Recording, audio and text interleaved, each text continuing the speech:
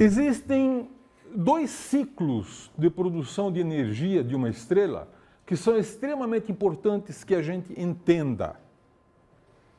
Tá?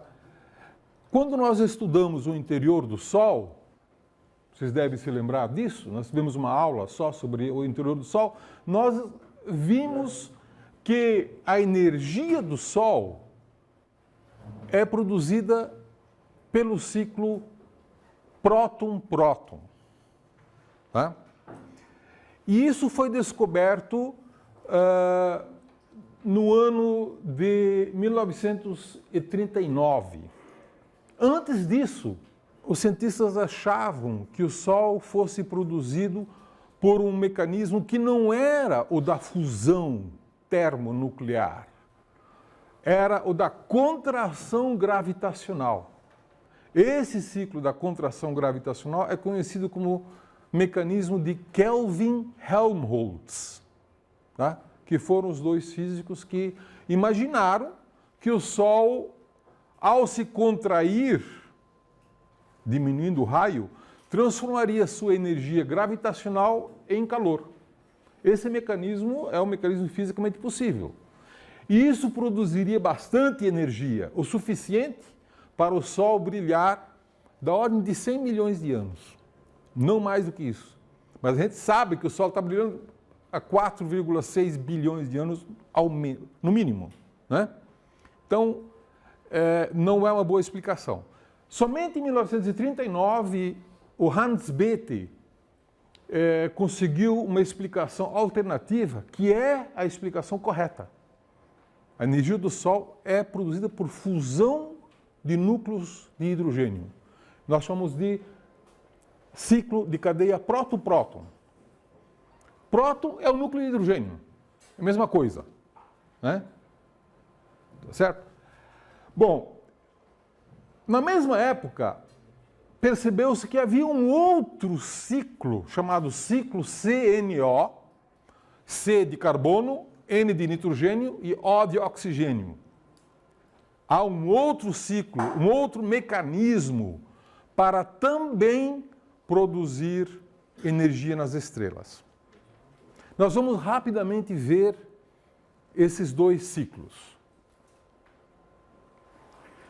Então, a cadeia PP é a cadeia dominante em estrelas de baixa massa, tá certo? Nós já vimos isso na aula em que nós estudamos o interior do Sol. Quem quiser dar uma recapitulada, é só assistir a aula que já está disponível, né? Mas, basicamente, esta cadeia nos diz que dois núcleos de hidrogênio se fundem, produzindo um deutério, que é o H2, que basicamente é um próton e um nêutron. Esse é o deutério, é um isótopo do hidrogênio, né? Esse deutério mais o hidrogênio produz um hélio 3. E dois núcleos de hélio 3 produzem um núcleo de hélio 4, que é o hélio estável, mais dois átomos de hidrogênio. Tá? Então você queimou, afinal de contas, 4 átomos de hidrogênio e produziu um núcleo de hélio. Né? Mas no meio do caminho você produziu neutrino que escapa do Sol, que escapa da estrela.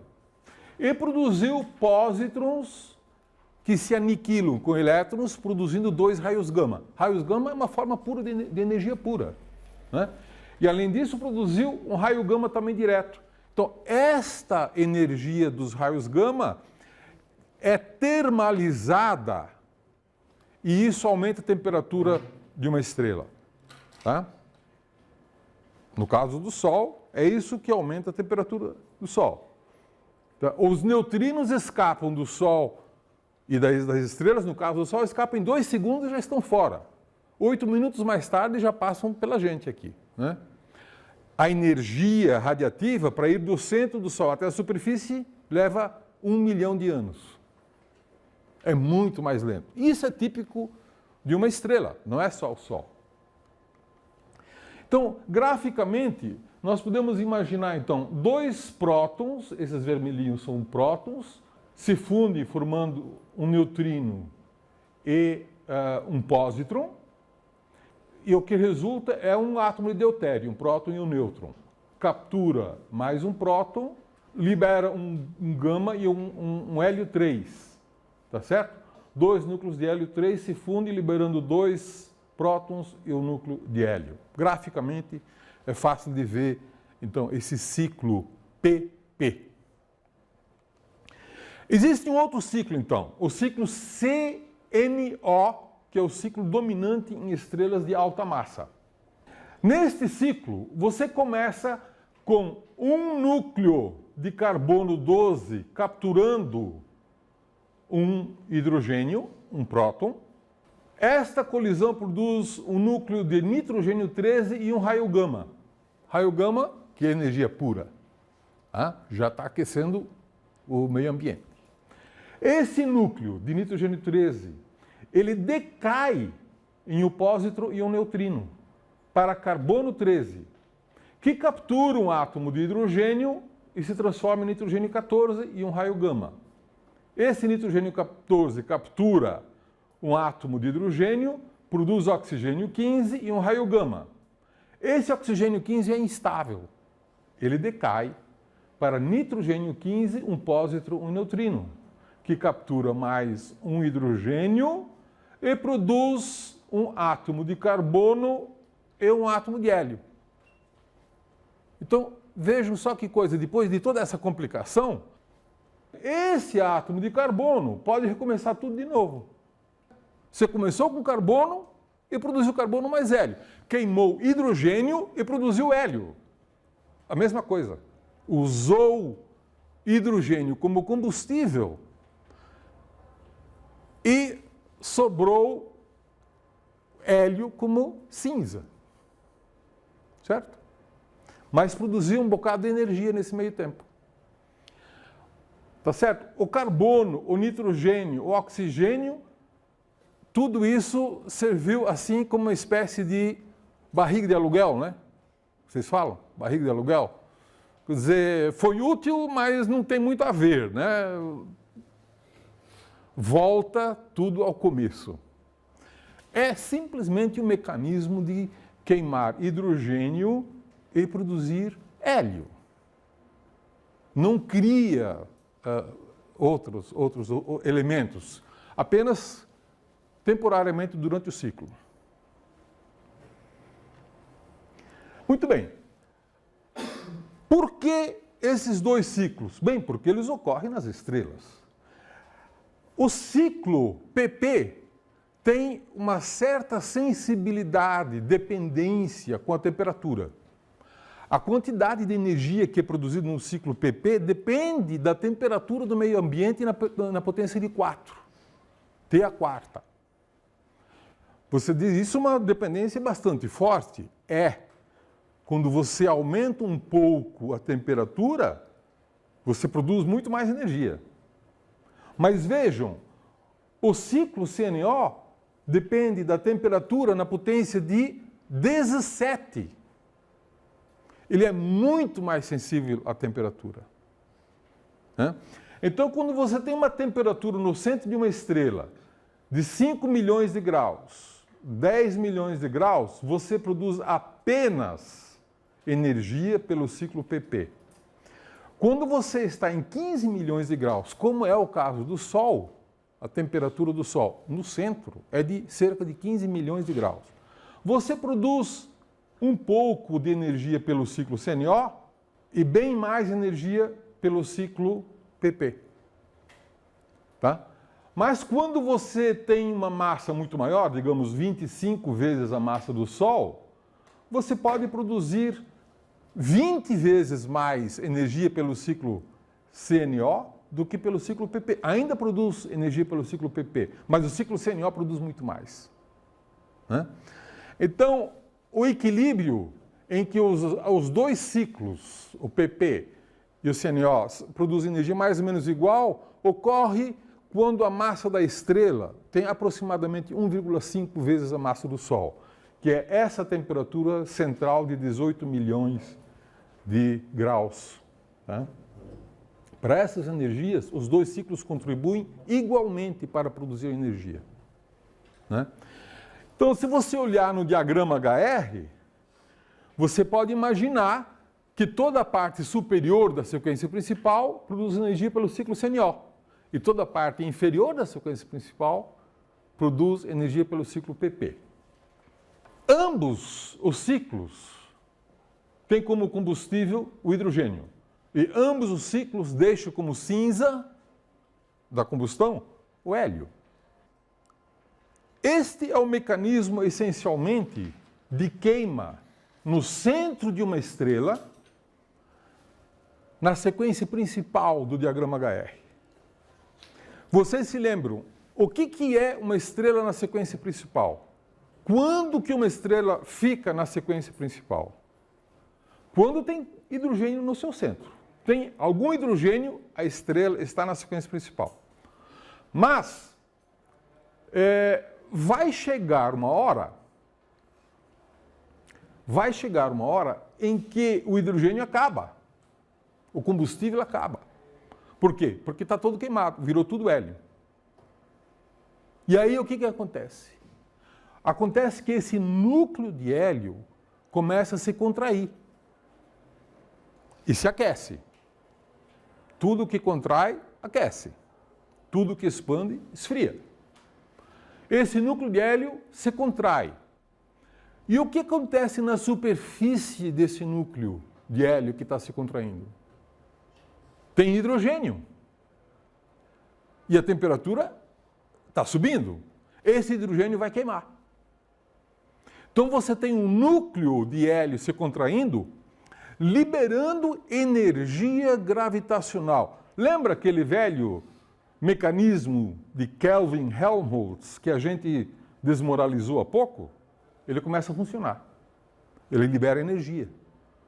Tá?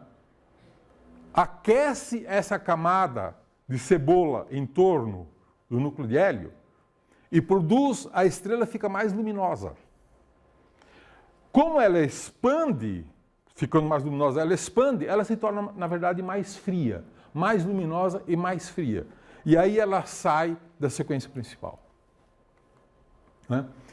Ela sai tornando-se uma estrela gigante. E vai queimando hidrogênio até uma gigante muito grande. E o que acontece no núcleo?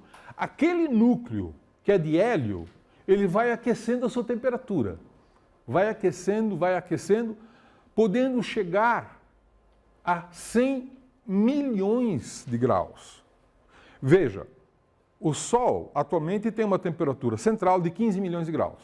Mas quando o Sol sair da sequência principal daqui a 5 bilhões de anos e se tornar uma gigante, o Sol vai crescendo na medida em que o núcleo vai se contraindo.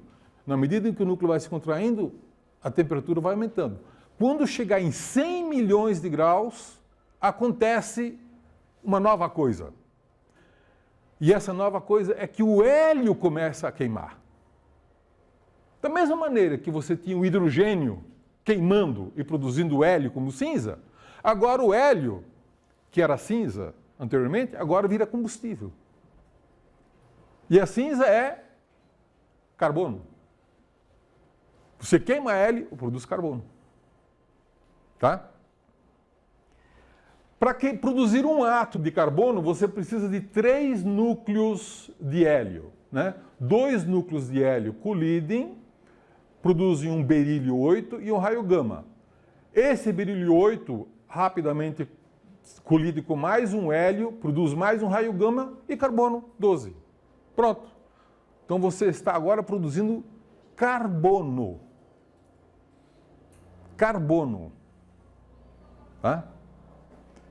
Você está produzindo carbono. Então, você tem um novo tipo de reação termonuclear. E esse novo tipo de reação termonuclear nós chamamos de ciclo do triplo alfa. Por que triplo alfa? A partícula alfa é uma denominação que se dá para o núcleo de hélio. É a mesma coisa. Tá? É a mesma coisa. Partícula alfa e núcleo de hélio 4 é a mesma coisa. São designações diferentes. Né? Mas, fundamentalmente, esta reação pode ocorrer, a do triplo alfa, quando a temperatura chegar a 100 milhões de graus, lá no centro da estrela. Tá?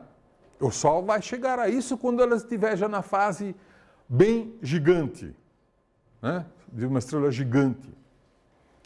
Vai começar, então, a queimar o hélio. Vocês vejam que nesse ciclo do triplo alfa há uma liberação de 2 raios gama, né? Então, a energia, basicamente, vem desses 2 raios gama, que são formas de energia pura. E isso vai aquecer, então, essa nova estrela, que vai queimar relativamente rápido, de forma rápida, isso aí, né? Então, este mecanismo do triplo alfa só funciona a temperaturas acima de 100 milhões de graus, né? Se você fizer um gráfico aqui da produção da energia versus o logaritmo da temperatura, ou a temperatura, né? 5 milhões, 10 milhões, 15 milhões a temperatura do Sol, né? O ciclo do triplo alfa é 0 abaixo de 100 milhões de graus. Ele não funciona. Ele só funciona a partir daí. Esta ignição do hélio, ela, quando ocorre a essa alta temperatura de 100 milhões, ela ocorre de uma forma explosiva.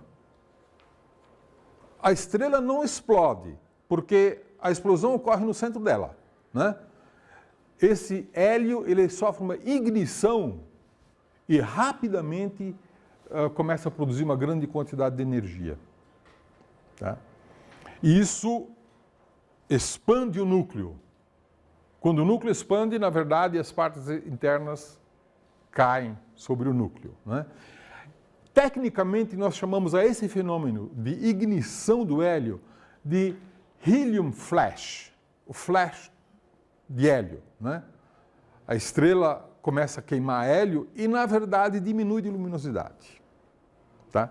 Ela se contrai, fica menor e diminui de luminosidade. Daqui em diante, a estrela evolui muito diferentemente de se ela tiver alta massa ou se tiver baixa massa. Então, por exemplo, uma estrela como o Sol, que é considerada uma estrela de baixa massa, com uma massa inferior a 5 ou 8 vezes a massa do Sol, a gente não sabe muito bem qual é o limite, 5 massas solares, 8 massas solares.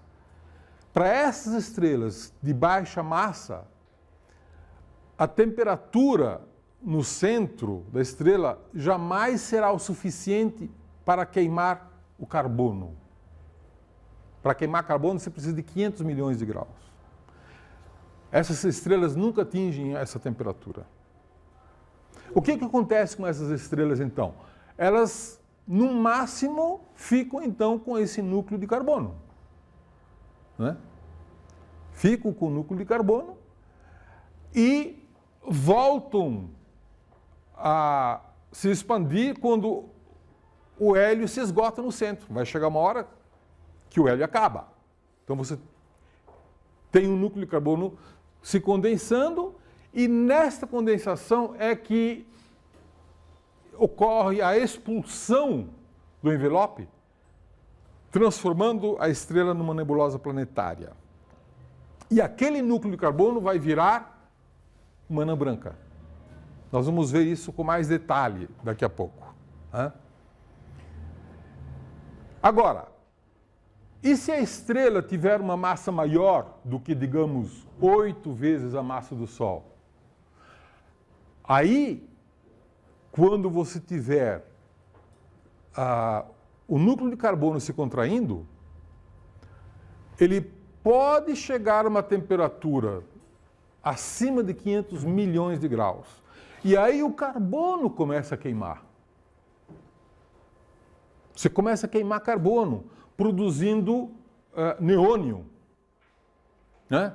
E depois queimas desse tipo sucessivas, você pode produzir silício, magnésio, até ferro, em cascas concêntricas. Isso parece uma cebola, né? Então você tem casca de cebola.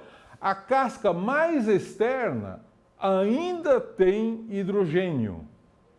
Depois você tem uma casca de hélio, uma casca de carbono, de neônio, oxigênio, silício e a casca, o núcleo central então passa a ser ferro. Essa é a estrutura de uma supergigante vermelha. Né? Alguém conhece uma supergigante vermelha? Betelgeuse, né? É uma supergigante vermelha. Ela deve ser dessa forma a estrutura dela, ou ainda vai se tornar rapidamente uma estrela com essa estrutura. Né? Então, nas interfaces da camada de hidrogênio e hélio, você está queimando ainda hidrogênio e produzindo hélio, pelo ciclo PP ou pelo ciclo CNO. Né? Entre a interface de hélio e carbono, você está queimando hélio e produzindo carbono. E assim sucessivamente. Vejam então que você tem uma fornalha que produz elementos químicos. Você tem a fórmula de produzir elementos químicos. Então aqui você tem a alquimia cósmica. É assim que os elementos químicos são formados. E você veja que para cada elemento químico novo que se forma, é produzida energia. Certo? Você produz energia da estrela. Sempre uma contribuiçãozinha a mais. E é por isso que eu digo que para explicar os elementos químicos, você tem que gerar a energia das estrelas. Você não consegue fazer uma coisa sem a outra.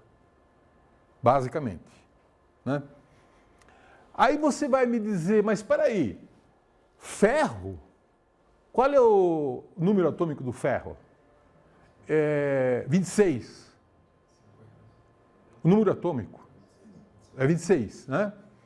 Existem outros elementos químicos, eles também são produzidos dessa maneira? Chumbo, ouro, mercúrio, urânio. Cadê o núcleo, a camada? A resposta é não. Esses elementos químicos mais pesados do que o ferro não são produzidos desta maneira. Como são produzidos então? Bom, vejam que todos esses elementos químicos são produzidos por reações de fusão nuclear exoenergéticas. Isto é, quando você produz uma fusão, libera energia. Tá certo? Isso são reações exoenergéticas. Você produz energia ao fundir elementos químicos. Os elementos químicos do ferro para cima, os mais pesados, eles são endoenergéticos. Para você fundi-los, você tem que ceder energia. Eles, ao se fundirem, não produzem energia, eles consomem energia. Então, são endoenergéticos. E numa situação de uma estrela estável, isso não ocorre. Isso não pode ocorrer. Então, nesse mecanismo de fornalha cósmica que produz elementos químicos, você consegue explicar basicamente os elementos químicos até o ferro. Tá? Os mais pesados do que o ferro, você não... Como é que são produzidos então? Bom, a partir de um certo momento, essa estrutura, esse núcleo é instável. Se ele tiver uma certa massa crítica, ele torna-se instável e implode. Né? Na implosão, é liberada uma enorme quantidade de energia. Uma enorme quantidade de energia, muito rapidamente. E aí a estrela se transforma em supernova. Né? E brilha como uma estrela supernova que nós vamos estudar numa aula posterior, de como que isso é visível para a gente. O que vale nesse momento é vocês entenderem que quando o núcleo colapsa e produz uma supernova, a quantidade de energia disponível nesse centro é uma quantidade muito grande. E parte dessa energia pode ser cedida para produzir reações endoenergéticas. E é aí que o ouro é produzido. Tá? Para ir de ferro até ouro, você tem que ceder muita energia. Então, todos os elementos químicos mais pesados do que o ferro, tipo mercúrio, chumbo, ouro, níquel é um pouquinho mais pesado, urânio, tório, estes elementos químicos são produzidos na fase explosiva de supernovas. Tá? Na fase explosiva de supernovas. Porque é nesse momento que você tem uma enorme quantidade de energia disponível que pode alimentar reações nucleares endoenergéticas. Este é o segredo da coisa. Tá? Bom, vocês vejam que quando uma estrela como o Sol esgota todo o seu ciclo, vira uma nebulosa planetária. E parte dos elementos químicos que foram produzidos no centro do Sol vão ser jogados nessa nebulosa planetária para o espaço. Né? Da mesma maneira que quando você produz uma supernova, quando a estrela tem massa muito maior, massa, digamos, maior do que 8 massas solares, você produz uma supernova, todos aqueles elementos químicos que foram produzidos no interior da estrela são jogados para o espaço. Então você tem dois mecanismos de quando as estrelas morrem, de jogar grande parte dos elementos químicos novos que a estrela produziu, jogar esses elementos para o espaço. E esses elementos, então, enriquecendo as nuvens de gás que existem na galáxia, na próxima geração, você vai ter uma estrela com mais elementos químicos enriquecidos, pesados. Tá certo? Então, o Sol já é uma estrela de terceira geração. Se o Sol fosse uma estrela de primeira geração, ela não teria carbono, oxigênio, hélio, porque não existia, certo? Nós não poderíamos existir se o Sol fosse de primeira geração. Nós existimos porque nós fomos formados de uma nebulosa que tinha esses elementos químicos, já havia sido enriquecido por uma geração anterior. Então, quanto mais tempo passa, mais gerações de estrelas produzem, cada uma delas, elementos químicos cada vez mais pesados, a próxima geração é quimicamente mais rica em elementos químicos pesados. Ok? Então, aqui, apenas para concluir, que a maneira com que essas estrelas produzem elementos químicos e enriquecem a próxima geração depende muito da massa inicial. Né? Você forma uma estrela a partir de uma nuvem já com elementos químicos pesados, pelo menos o Sol se formou já de uma terceira geração. Se a estrela tiver uma massa pequena, ela vai, depois de passar 90% da sua vida na sequência principal, vai virar uma gigante. Essa gigante vai virar uma nebulosa planetária que vai virar lá no centro, vai ter uma anã branca. Se a estrela inicialmente tiver uma massa maior do que, digamos, 8 massas solares, 5 a 8 massas solares, ela vai virar uma supergigante, vai ter aquela estrutura de casca de cebola, produzindo elementos químicos muito mais pesados, explode como uma supernova, e aí pode se tornar ou uma estrela de nêutrons, se a estrela inicialmente tiver menos de 20 massas solares, ou se a estrela inicialmente teve mais de 20 massas solares, um buraco negro. Né? Então, são essas as três formas que uma estrela morta pode assumir. Né? Mas isso é assunto para uma próxima aula.